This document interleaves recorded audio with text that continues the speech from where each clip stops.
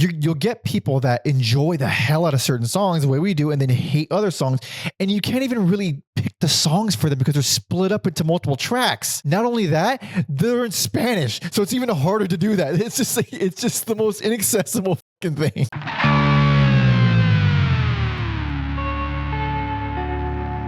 Welcome to Every Album Ever with Mike and Alex, the podcast where we listen to every single album in the world, whether we like it or not. My name is Michael Mansour, and I'm joined, as always, by my happy, handy co-host, Alexander Volta. Say hello. Hello.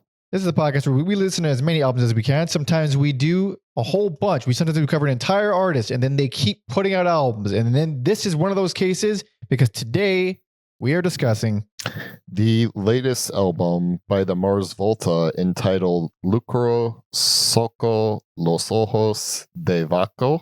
I think it's Lucro Sucio Los Ojos del Vacío. Mike did it way better. I've read a lot of Spanish. I don't understand a fucking word of it, but I have read a lot of Spanish for some reason. Dude, okay. Our second loose ends on Mars Volta. I never saw that coming. Never saw that. Didn't see that come when we did the first episode.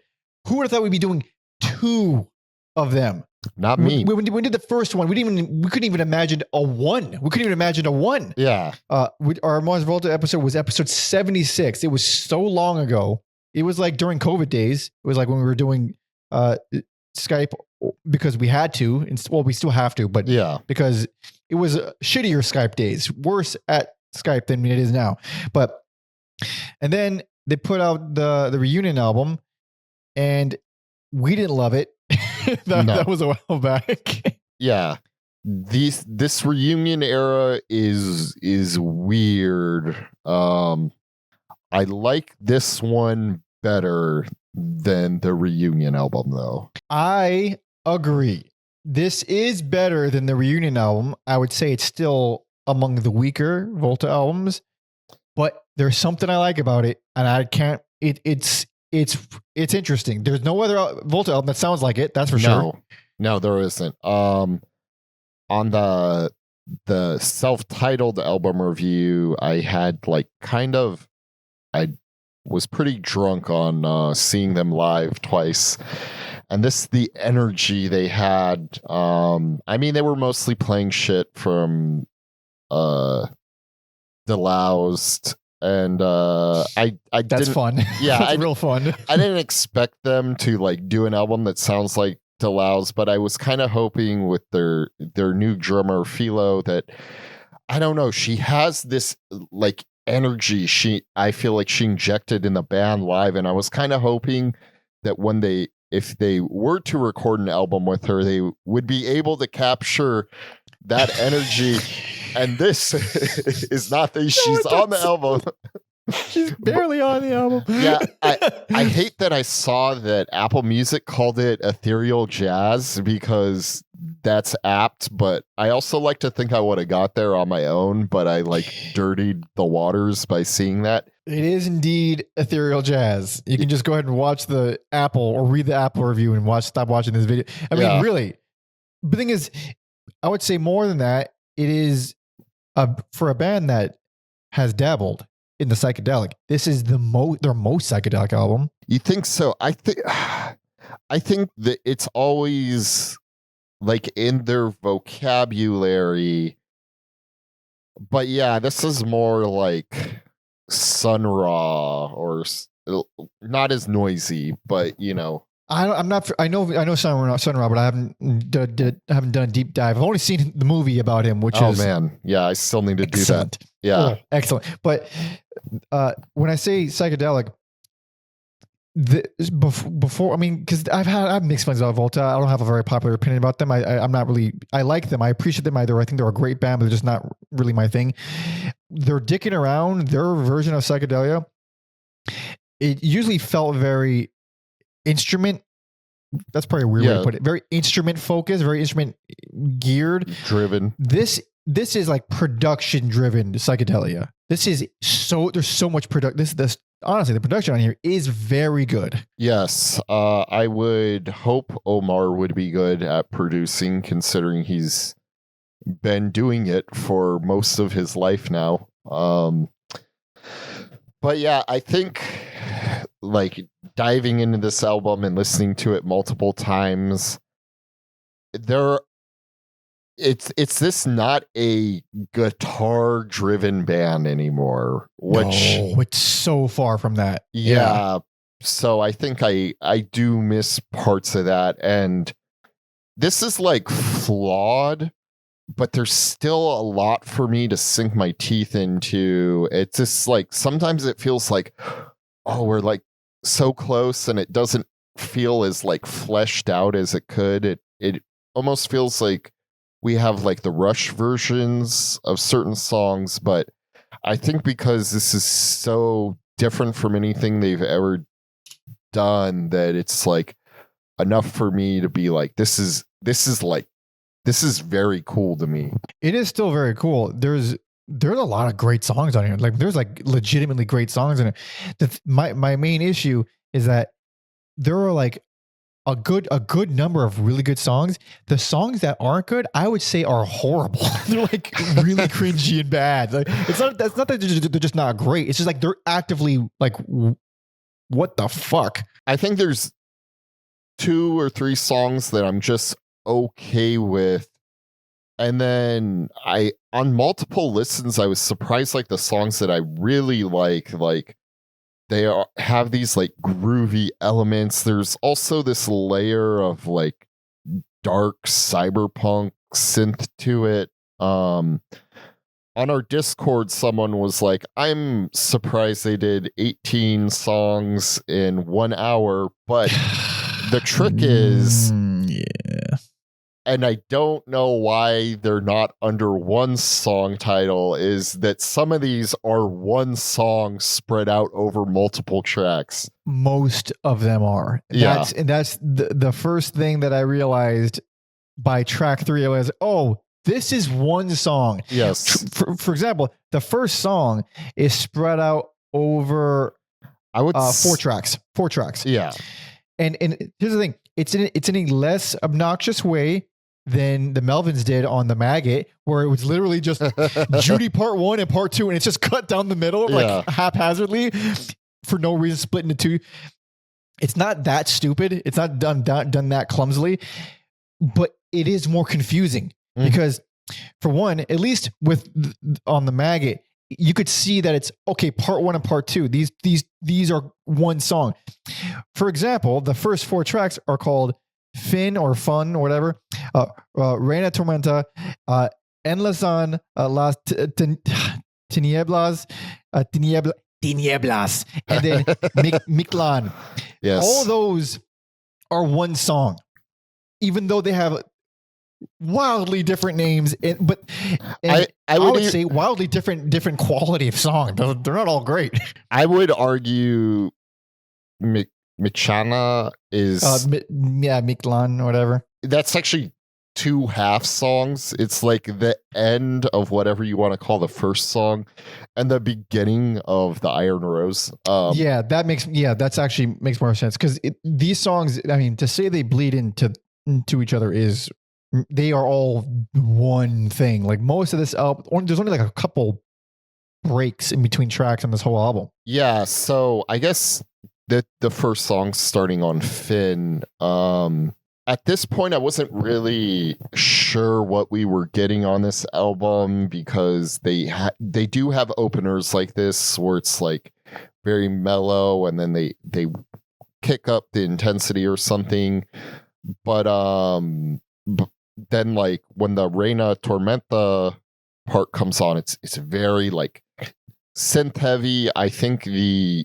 vocal lines Cedric's doing are the most like pop orientated driven he's ever sounded. But man, I love the Volta bringing out the congos and the hang drums. So like that Tinebla section is my favorite section. Easily. So yes. I guess we can call them sections. These tracks are basically sections of one song. I was real worried by the Tormenta section. Yeah. I mean, you're saying his most pop oriented vocals, for sure. It's not only just his pop vocals, it's full on dancey and like it really, I mean, the synth stuff there is pretty cheesy. I was really worried. I think it's pretty cringy. Even Finn, it's like there's parts of it that are like actually well done, but it did feel weirdly soulful and poppy. Like it was just a turn I wasn't expecting. But just like you, the Tinieblas section is very cool. With Yes. the when you sing, like, as soon as they bring in the congas or whatever, it becomes very, very percussive. The ambient saxophones, and yeah, it's weird. It's a little bit more out there in psychedelic and a little bit more jammy, but it fucking works. I think it's at that point I was like, okay, I don't know what I'm in for now. Yeah. I hated that, but this is actually pretty cool. So whatever, we'll see what happens. I kind of saw these pop vocals coming when I read an interview they did on the reunion tour where Omar said this like Latin pop artist, Rosalia, he called her like one of the most brilliant, like newer artists. So I checked her out, of course, because if they say I'm like, I gotta know what she sounds like. So like I kind of saw these pop vocals coming ever since that interview. I'm like, it's just a matter of time till like she kind of creeps her way into the band. Well, there it is. Yeah. Speaking of pop, and this isn't the only song that does this, but it's the first one that does it. The Iron Rose really, really reminded me of Phil Collins, and I don't think that's a good thing. I don't think that's a good thing at all. I thought about that too. I think it's the way the like drums are on that song. There's something very like in the air tonight. But then at a certain at a certain point, I was like, you know what else? It is kind of like the Volta doing Sade, and like fuck. I wouldn't have guessed that. Yeah, some people take this next part as like a negative, and I don't like mean it as a negative, but some songs on here, it is like the Volta doing like adult contemporary music. Yeah, a little bit. It's so the Iron Rose and say like it reminded me of Phil Collins a little bit, but that's a song where it's that one along with several others get very, very overly emotional. And I thought like, this is just not for me. And then a second listen, it's still not for me. I still don't like it, but there are moments where like that chorus, like that's like, I see that it's a guilty pleasure chorus. Like there's something I enjoy about that. I don't know why. I think it's kind of lame, but I still kind of like it. I think kind of like Phil Collins, I guess. Yeah. I think that song and the album in general is a grower. I don't think it's like there's something jarring about it, even if you're the most open-minded of Volta fans. There's still something very like jarring. There's still stuff to get used to here. Yeah, it is a grower, and it's almost like if you're coming in as a Volta fan, you're gonna have a harder time with it because it is really like if you just told me this was some new band, I'd be like, oh, I don't love it, but like this is actually pretty interesting. It's almost hard to grasp it. Like, oh yeah, this is the same band that did Deloused. I mean, it's not the same band, but a couple of them are the same human beings. So, other moments and this is where things started to turn around for me. Cue the Sun is where it started to turn around. Baby, that's a good ass song. That is a good ass song. Very like that dark cyberpunk vibe to it. It has this like free jazz section, and then the way it like comes back in with those synths, this hits so hard. This may not be what I want, but I think it's what I need. Oh, you say, because you're talking about cyberpunk and you're talking about maybe not what you need more so than what you want. You know what it sounds like? It really, I swear to me, it just sounds like an evil Sopranos theme. And like, all right, I'm okay with that. I mean, yeah, I know they're big Blade Runner fans. I'm sure they listen to that score a lot. So, good ass movie. It's good ass movie. And that's never really like creeped into their music before. This almost feels like they're much like Edward James Olmos in Blade Runner. Like they're trying to develop this new language made up of various other languages, and it's like in its infancy. Yeah, because the Latin, the most Volta sounding thing on this album is when you get the Latin flair, when you get the hand percussion, and you get like the little bit of a groove. I don't know what else. The fucking Volta Latin groove. Sure. Because everything else about them, even Cedric's vocals, I mean, he still has a high voice, of course, but he's not fucking wailing like he usually does or did back in the heyday. He's just sort of singing with a high voice. It is just, some songs are really drowned in effects. Some songs are a little bit more minimal. It's really the least Volta sounding album maybe ever. Yeah, I think another high point for me is Voice in My Knives. And I saw the runtime on that and I was like, oh, I hope this extends into the next song, because I'm enjoying this far too much for it to like end so quickly. And it does continue into the next song. Yes. Yeah.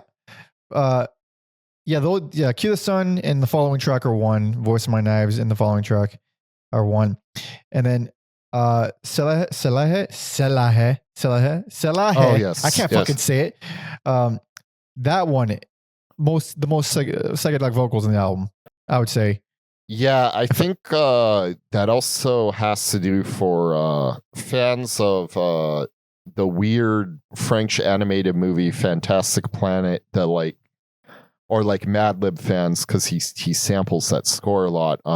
The bass line is very indicative of that score to me, and I'm sure that's not like a coincidence. This is like their most sci-fi sounding album. Yeah, that bass line does kick a whole ton of ass, and along with many other songs, the production is just so impressive, and it has a moment where it just suddenly shifts like on a dime, and it gets very hopeful and light. But honestly, great song. There's a lot of great songs on this very strange album. There's also like dark robot vocals on there, and yeah, I'm kind of amazed Cedric doesn't use effects on his vocals more often, because he has such an affinity for Brainiac, but maybe he just kind of didn't want to sound too much like them. But I'd say with a voice like his, he may not go all waily like he used to, but that kind of, it's interesting. You can do things when you have a wider range. Fuck with it a little bit. Make it weird. I mean, because you'll be able to make sounds with these effects that no one else can, and I find that to be just an interesting avenue vocally that you don't hear too often. The other Phil Collins song, Vocifero. Yes, that is that's a big bump in the road for me. That is a down point where it's like, I don't dislike anything up until this point, but again, it's like doesn't feel as strong as it could either. And then Vocifero is not one of my favorites on here. I don't think it's a bad song. I do not love it. I'm not going to go hard for it. I'm not going to really defend it. And yeah, I find so this is where the album starts to go kind of hit or miss for me. It starts to, like, the middle chunk was actually very strong, and then this that one isn't that great. I like the transition. It's more of a transition track, the Mito de los Trece Cielos or whatever. It's because it's got these Mellotron flutes on there. It's a transition track, but it's a nice one. And then it goes into the funniest moment on the album that made me laugh both times I listened to this album. Un disparo al vacío. So this intro is a super creepy thing, and it has this weird kind of scary buildup, and then goes into the funniest, most over the top Latin sounding thing ever. It's just so funny to me. I do like that song. It is a blending of Latin music, jazz fusion, and again, pop music. It's the only song where the guitars are featured, and not even that prominently. Like, they're there, I can hear Omar being Omar, but it does make me, I do kind of miss him being one of the stars of the show. There's a guitar breaker on 220 that is pretty cool. Overall, and it stops being as jarring and funny as the song goes on, but overall, that one kind of dipped the pacing for me. The same with it's basically just an intro to. Man, these song titles are so fucking confusing because of the way they blend into each other. Detrás de la Puerta Dorada. That one is an intro to Mauitos. I think it's Mauitos. I can't really pronounce that. There's L's in there, and I don't know if it's a Y sound or an L sound. Yes. The intro, it's like this weird kooky jazz thing that I don't really love so much, but Mauitos is very fucking good. I think it's one of my favorites on the whole album. Oh, wow. I like that song. And maybe like I don't dislike it, but it does like remind me of those like dark sections on Alvia from Francis the Mute. That's funny. That's some stuff I didn't quite enjoy. Yeah, and obviously that song's very like high energy and electric, but there are these like, and then there are the like Latin parts, but like towards the end it like tapers off and gets like distorted and dark, and so these two songs reminded me of those parts. I haven't heard that album in so long. Yeah, I like this one because for one, it's very dirgy, it's very pretty. It's like the dirtiest song on the album, and I find it to have genuinely good progressions, but the drums on there, well, it may not have what you're hoping for with Volta drums, especially with the new drummer with the intensity and the energy. It's the most stripped down, simple thing ever. It's this primal, something that's like clanging metal or something. I can't exactly tell how or what the actual drums are, but it has this very almost scary, primal, simple, very minimal percussion to it, and it feels great. I think it's a total dip from the album's what it was doing before. It's a nice little change of pace. I think it's nice. Now that we're in the home stretch, yes, how you feel about the next song determines a lot about the rest of the album. Morgana. Well, we're in the home stretch here. I think here Morgana combined, they are like two separate songs, but to me, you brought up the Mellotron earlier. These two are like the most King Crimson coded songs on the album. Morgana is like very flute driven at times, but it is still channeling that like darker pop vibes for a band that doesn't really seem like like they make albums or music to have singles. If radio was still a thing, if the music industry still functioned, this kind of does feel like something where it's like, we have this new album here, check out Morgana. It stands alone. It stands alone. I'm not sold on it, but I'm also not as hard on it as I was on first listen. First listen, I was like, all right, I just don't care for this writing. It's kind of losing me. It's very smooth.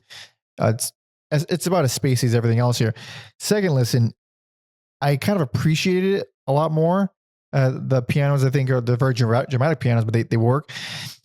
The part that loses me is Cue the Sun reprise, whatever.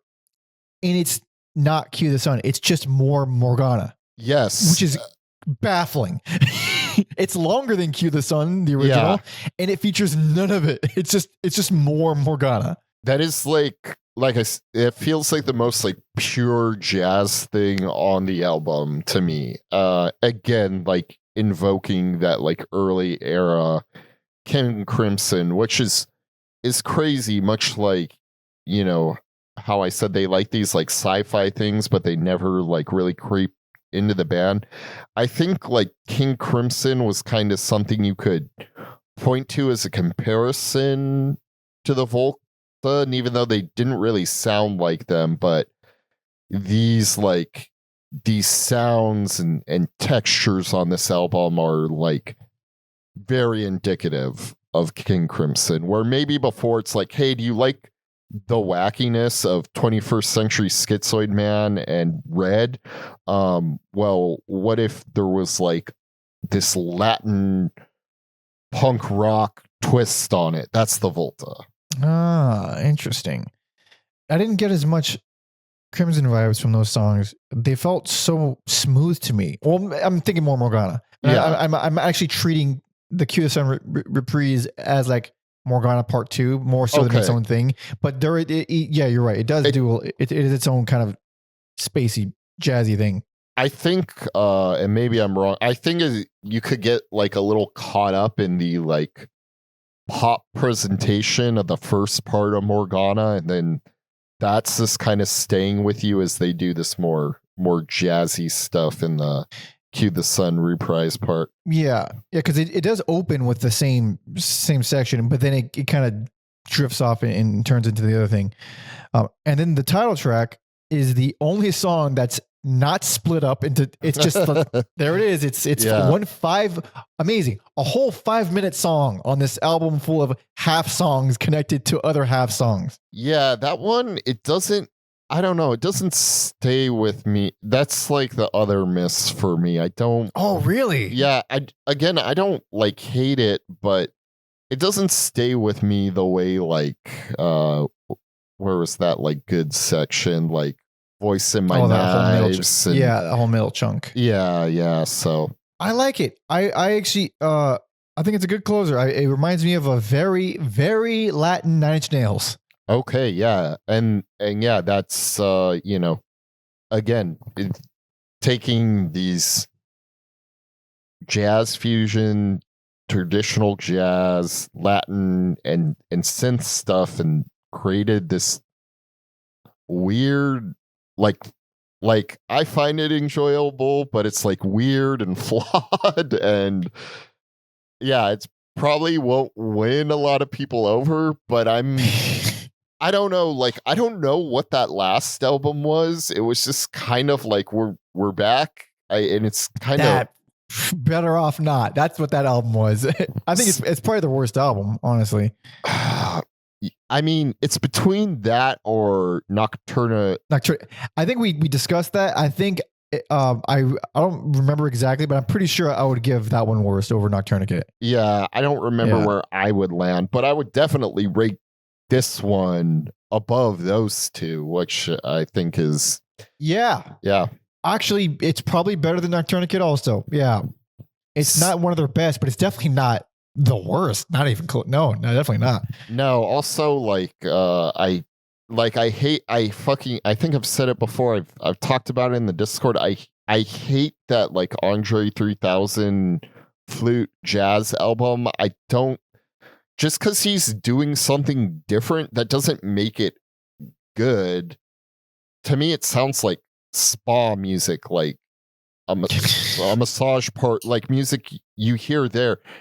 And like, so I think if you want like these early 2000 artists dipping their toes in jazz, I think this is a way better outing than that even. So it is. That's the thing. It's undeniably creative, and the production is really goddamn good. So, and despite it being a confusing mess, many legit awesome songs on here. It's just the huge dichotomy of how much I am flabbergasted by the roughness and the poppiness and like the stuff that I just genuinely will never gel with stuff that's like that's actually quite creative. That's a very interesting creative use of synths there. Like it has everything. And the worst part about that is that it's so hard to recommend this because you'll get people that enjoy the hell out of certain songs the way we do and then hate other songs, and you can't even really pick the songs for them because they're split up into multiple tracks. I don't know. I like the way my brain like broke it down, and I don't know. I talked about this on the Volta episode, the main one, where like in my head I thought Mars Volta fans would be more open-minded, but I went to their shows and it's just a bunch of idiots wearing At the Driving shirts and asking to hear all the songs from Deloused, even very well into, and it was just like, so yeah, I don't know who this album's for. They're definitely not for Volta fans. Thank God. I mean, there definitely are more open-minded Volta fans for sure, who will get a kick out of this, and I think it is a grower. I think if there's other albums that bring all these different genres together and make albums that are nice stew, this is maybe more like a charcuterie board where you're like, oh, there's things I can pick out and I really like, but that one piece of cheese I don't really fuck with that. Yeah, you don't fuck with that one piece of cheese. There's that weird looking salami that it looks like a lot better than it tastes. And that's the only, like I said, the only problem with that is that you can't recommend a song. You have to recommend a set section of songs. Yeah. Not only that, they're in Spanish, so it's even harder to do that. It's just the most inaccessible fucking thing. Man, what a, like, I will say, you know, they managed to be weird and creative again. So I'll take that. I'll take it as well. Yeah. In these trying times, I will take that. Yeah. I am so glad that this is just not a self-titled part 2. You can't compare it to any single album they've done. Yeah.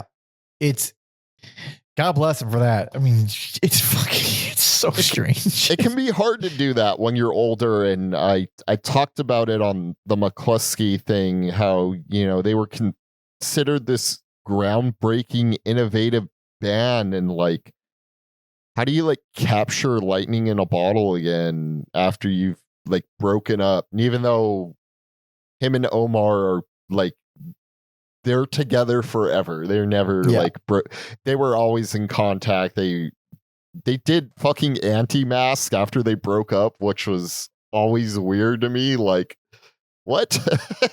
Wait, what's that? Anti-Mask was like, they should have just called it At the Drive-In. Oh, is this another project? And then they did At the Drive-In again. And then they did At the Drive, and that album, that's a great comeback reunion album. Yeah, I forget we did an At the Drive-In episode as well. We did a whole At the Drive-In episode. Yeah, I forgot about that. It wasn't even that long. I mean, it was kind of long ago at this point.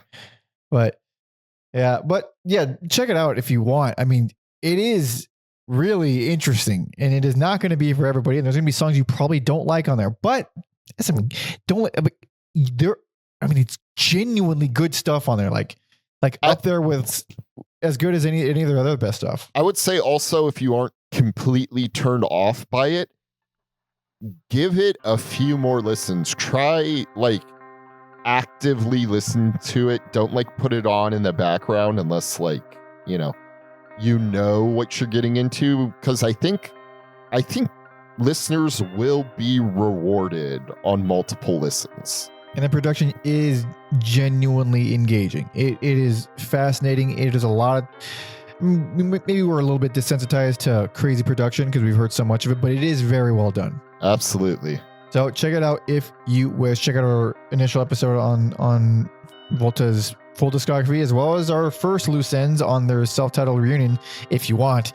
And the At the Drive-In episode. And the At the Drive-In episode. Yes, hell yes. So go there, do that. Thank you so much for listening and watching. If you want to hang out with us further, tell us why we're stupid in the comments, or you could just subscribe and like the video. And that's we prefer that option. You can follow me on all social media at PanderMonkey, and Alex on Bluesky at Octatron 3030. I had a brain fart there. I was like, what? And our history guy, Tom Osman. You could follow him in all social media at Tom Osman Sounds, and his podcast, whatever comes next, where he interviews a bunch of indie musicians. Tom Osman Sounds for all his music. TomOsmanSounds.com for all his music. My EP, link to that in the description. And baby, Patreon.com/every album ever. That's where you go. You get some bonus episodes. You get to see our schedules in advance. You get to vote on polls to decide who we cover next. To join the Discord, be a part of the community, talk shop, talk shit, and also suggest new albums from this year for us to cover. So go there for that. If you're tier 2, then you can suggest any album from anywhere, and we'll do bonus episodes on Patreon for that. So good stuff. Go there, please and thank you. And if... Well, actually, the Volta episode might actually not be on Spotify anymore. I probably should have opened with that. God damn it. Whatever. We lost a bunch of episodes on Spotify. We're probably going to lose all of them on Spotify because of copyright and music stuff. But still, go check out the original episode. And yeah, we'll see you guys next week. Thanks so much for listening and watching. See ya.